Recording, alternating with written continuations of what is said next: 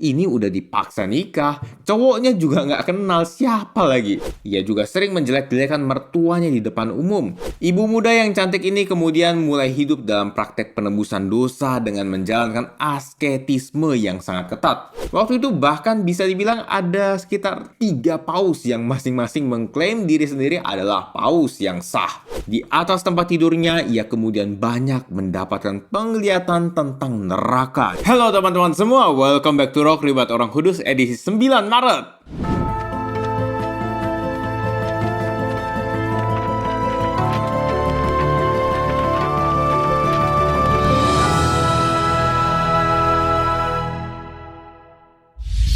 Hari ini kita akan membahas riwayat dari Santa Francisca Romana, pelindung para janda. Sebelum kita mulai, silahkan share dulu video ini supaya semakin banyak orang dapat hidup kudus lewat teladan para santo santa. Oke, tanpa berlama-lama lagi, mari kita mulai!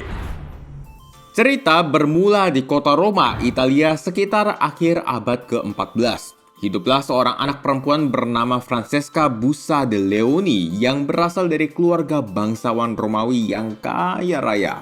Kendati demikian, sedari kecilnya ia dikaruniai Tuhan kebijaksanaan yang luar biasa. Bahkan istilahnya saat anak-anak masih memikirkan mau main apa, mau belajar apa, dia sudah berpikir akan kehidupan kekal di surga. Keren banget kan ya? Di dalam hatinya sendiri perlahan-lahan juga timbul suatu keinginan untuk hidup membiara guys. Sehingga saat usianya 11 tahun, gadis kelahiran tahun 1384 ini meminta izin kepada kedua orang tuanya untuk menjadi seorang biarawati. Sayangnya, seperti yang kita tahu ya, di zaman dulu atau bahkan sampai sekarang sih, banyak orang tua sulit merestui kalau anaknya ingin masuk biara atau seminari. Orang tua Francesca termasuk di antaranya.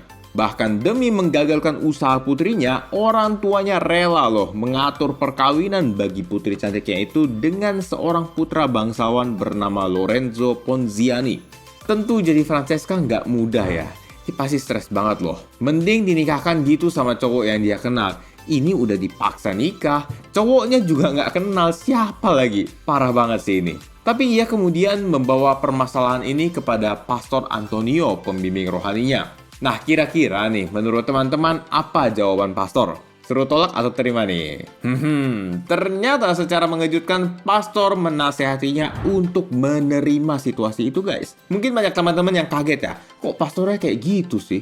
Aku pun juga awalnya kaget. Tapi kita harus memposisikan diri juga ada di situasi itu guys. Kalau pastor suruh tolak, lalu apa yang bisa dilakukan Francesca? Kabur? Mau kabur kemana anak usia 12 tahun?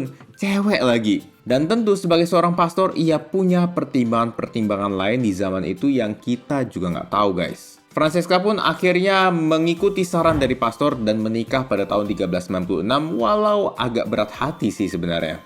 Tapi ia menganggap ini adalah jalan terbaik yang Tuhan berikan kepadanya. Ia kemudian tinggal juga bersama keluarga dari kakak suaminya, Paluzzo. Nah, Paluzzo ini punya seorang istri yang bernama Vanoza, yang sempat beberapa waktu tertangkap bahasa Francesca sedang menangis. Francesca yang punya simpati besar mencoba untuk mendekatinya. Niatnya ya menghibur lah. Setelah didekati, ternyata keduanya ngeklop kalau ngomong. Hingga pada suatu titik, masing-masing mengakui kalau diri mereka sama-sama ingin menjadi suster sebelum menikah. Wah, suatu kebetulan yang cukup mencengangkan ya guys. Dan dari saat itu, mereka berdua mencari jalan terbaik untuk hidup meneladani para biarawati, namun tetap sebagai umat awam yang berkeluarga. Ibu muda yang cantik ini kemudian mulai hidup dalam praktek penebusan dosa dengan menjalankan asketisme yang sangat ketat. Selain itu, bersama dengan saudaranya yang tak seibu itu, mereka meringankan situasi kaum miskin di kota Roma dan banyak beramal di sektor-sektor lain yang membutuhkan. Tindakan mulia mereka ternyata juga didengar oleh ibu mertua mereka. Namun sepertinya ibu mertua ini agak kurang setuju ya dengan kelakuan kedua menantunya. Sehingga ia terkadang mengeluh kepada anak-anaknya. Aduh nak, istri-istri kalian itu loh, kenapa aneh banget sih? Orang tuh punya waktu dipakai istirahat, rekreasi gitu loh. Kalian tegur mereka lah.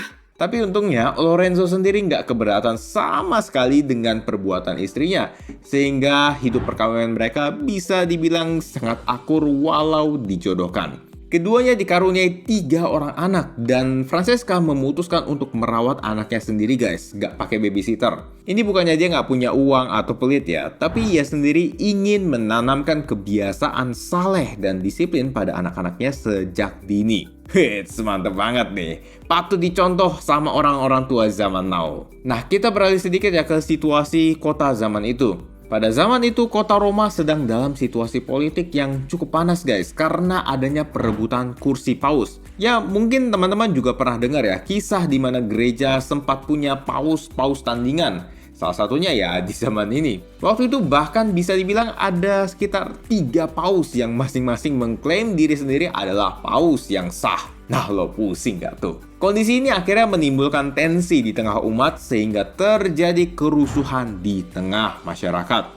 Lorenzo pun tertikam dalam peristiwa ini dan disandera bersama dengan anaknya yang pertama, Giovanni Battista, oleh salah satu kubu. Kondisi semakin diperparah dengan munculnya wabah penyakit sekitar tahun 1413 guys. Ya mirip-mirip kayak pandemi corona gitu deh. Cuman sepertinya ini lebih mematikan karena 2 anak terkecil Francesca, Giovanni Evangelista dan Agnes, tewas akibat penyakit ini. Psikologi Francesca sempat tergoncang beberapa waktu karena derita yang dialami terus-menerus. Namun ia tak berlarut-larut dalam kesedihan guys, sehingga ia bersama dengan Vanosa mengubah aula rumah sendiri menjadi rumah sakit bagi mereka yang tidak mampu. Sampai-sampai ia sendiri ikut terinfeksi pada tahun 1414 guys. Di atas tempat tidurnya, ia kemudian banyak mendapatkan penglihatan tentang neraka yang membuatnya menangis tiba-tiba. Saking seram dan menyedihkannya siksa yang diderita jiwa-jiwa di sana. Puji Tuhan, setelah konflik berbulan-bulan, konsili Lateran diadakan dan menurunkan ketiga paus yang sedang berkonflik itu. Sehingga kursi kepausan benar-benar kosong dan di kemudian hari Paus Martinus kelima terpilih sebagai paus yang baru. Setelah kondisi pulih, Lorenzo dan Battista dibebaskan dan kembali ke rumah dengan selamat. Battista lalu menikahi seorang wanita bernama Mabila Papazzuni yang belum berusia 18 tahun, sehingga sifatnya masih didominasi dengan temperamen yang meledak-ledak. Oh ya, selain itu, Mabila ini juga hidup dalam kemewahan dan suka memakai pakaian-pakaian yang kurang bahan gitu guys. Ia juga sering menjelek-jelekan mertuanya di depan umum. Etikanya nol banget deh. Tapi Francesca sendiri nggak ambil hati. Malah dia mencoba untuk mencintai menantunya itu dengan sepenuh hati. Bahkan waktu Mabila terserang penyakit yang cukup parah, Francesca sendirilah yang merawatnya.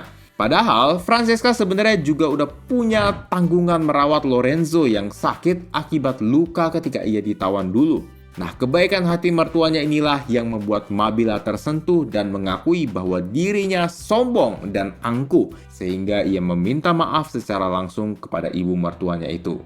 Lorenzo sendiri melihat istrinya hidup begitu suci, sehingga ia memberi kebebasan penuh kepada istrinya untuk hidup murni layaknya seorang biarawati yang dicita-citakannya. Francesca mengisi hari-harinya semakin sering dengan doa dan pelayanan kepada orang sakit. Tuhan sendiri banyak memberikan pengalaman rohani, mulai dari penglihatan akan malaikat pelindungnya sendiri hingga pengalaman ekstase, khususnya setelah menerima komuni. Pada tahun 1425, ia mendirikan sebuah komunitas yang bertujuan untuk membantu orang miskin.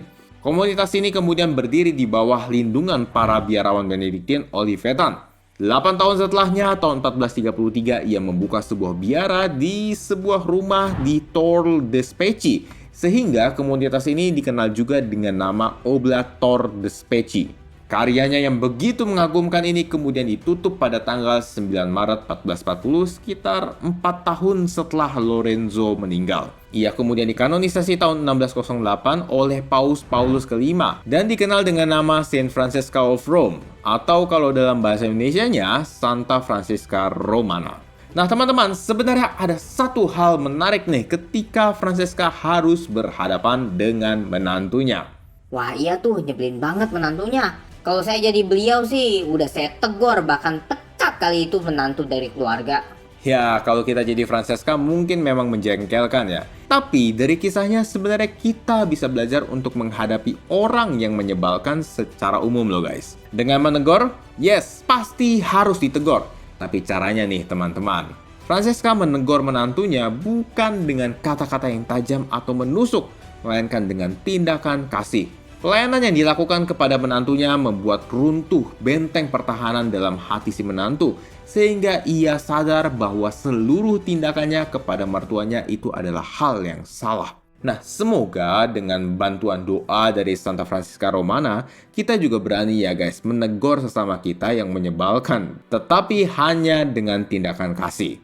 Santa Francisca Romana, doakanlah kami. Amin. Oke guys, begitulah kisah hidup dari Santa Francisca Romana. Kalau teman-teman merasa video ini bermanfaat, teman-teman boleh like, subscribe, dan share untuk mendukung pengembangan channel ini. Terima kasih sudah menonton dan sampai jumpa di Rock edisi selanjutnya. Dos Vidania!